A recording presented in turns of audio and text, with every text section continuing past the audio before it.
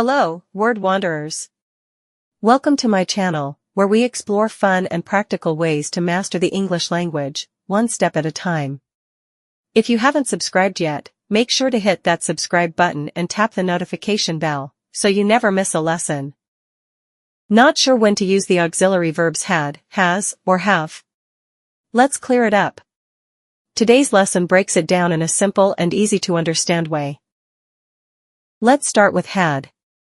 We use had when we're talking about something that happened in the past. It's used in the past simple tense. Unlike has and have, which change depending on the subject, had stays the same no matter what pronoun or noun you're using. Here are some examples of how to use had with different pronouns and nouns.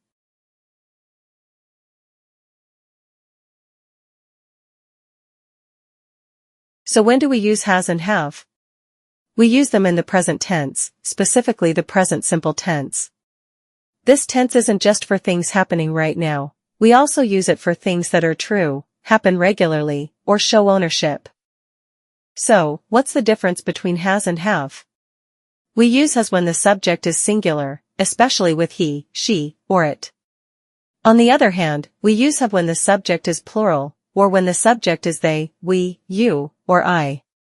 Even if you're only talking to one person, you still use have with the pronoun you. And even though I is singular, we also use have, not has. These are examples using has and have.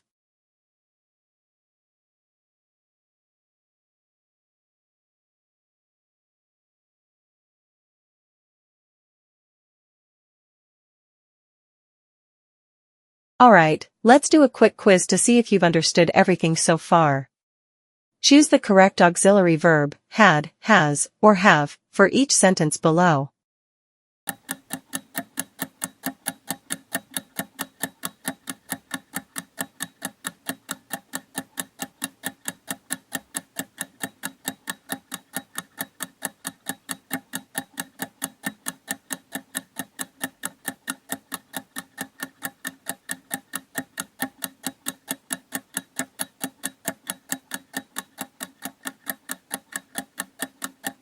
Alright, let's review your answer for number 1. The key clue here is the word don't, indicating the present tense. Since the subject is I, the correct auxiliary verb to use is have. I don't have a problem with your plan. Okay, number 2. The correct answer is had. The verb had is used because the sentence is in the past tense, as shown by the past tense verb addressed. To maintain tense consistency, the verb referring to the questions must also be in the past tense, so had is correct instead of have. James and I had a couple of questions, but you addressed all of them during the meeting. Let's go to number 3.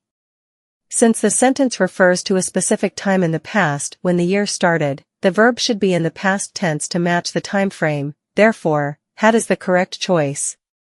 We had 5 million pesos set aside for our family's business when the year started. Let's answer number 4.